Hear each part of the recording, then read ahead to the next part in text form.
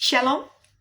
Ya, saya membuat konten video ini menjawab satu untuk semua karena ada banyak pertanyaan yang masuk kepada saya.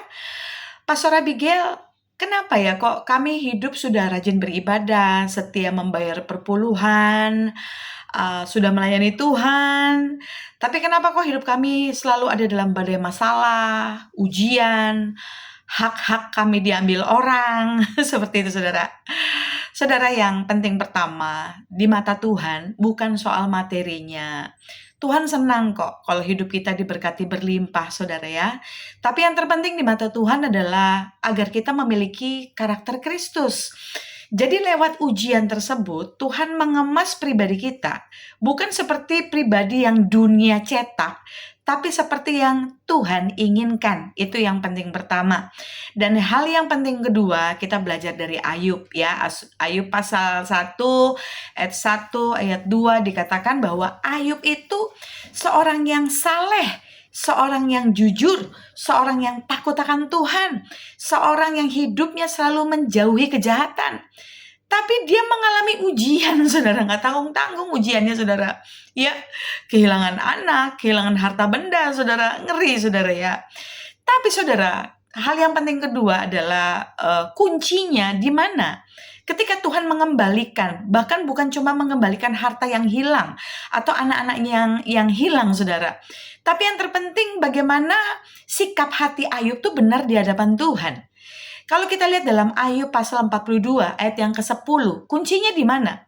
Ayub mengampuni sahabat-sahabatnya yang sudah mencemooh ketika dia sedang ada dalam dapur api sengsara, saudara.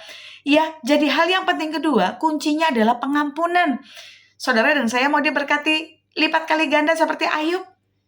Ampuni orang-orang yang sudah mengkhianati kita, menghakimi kita, memfitnah kita, menzolimi kita.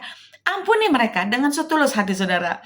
Ya, bersiap di balik ujian yang kita alami, sesungguhnya ada berkat double porsi yang Tuhan sudah tetapkan. Dan yang hal penting ketiga, saudara, lewat ujian masalah ini, Tuhan mau menyusun siapa sahabat-sahabat kita yang akan ada di barisan kita demi pelebaran kerajaan Allah, demi satu kegerakan besar yang akan terjadi di Indonesia dan di segala bangsa, ya.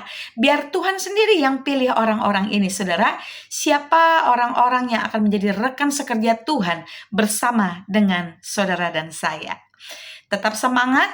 Percaya bahwa ujian yang saudara dan saya hadapi tidak melebihi batas kekuatan kita. Dia Allah yang pasti memberikan jalan keluar. Tetap setia, tetap mengasihi Tuhan. Keep moving, keep on fire. Tuhan Yesus yang kita andalkan adalah setia. Indonesia for Christ, Indonesia for all nations. Salam revivalist. God bless.